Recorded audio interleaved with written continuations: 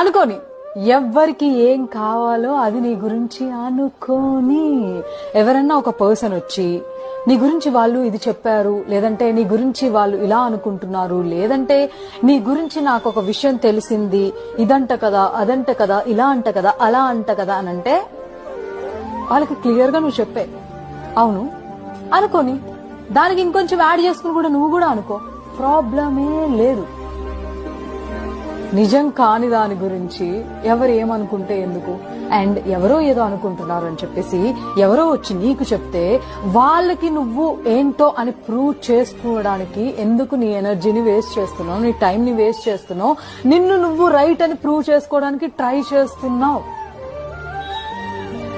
నిన్ను నమ్మలేని మనుషులకి, నువ్వేంటో తెలియని మనుషులకి నువ్వేంటో చెప్పడమే వేస్ట్. ఎవరేదన్నా అనుకోని అలాంటి అనుకునే మనుషులకి నువ్వు దూరంగా ఉండంతే.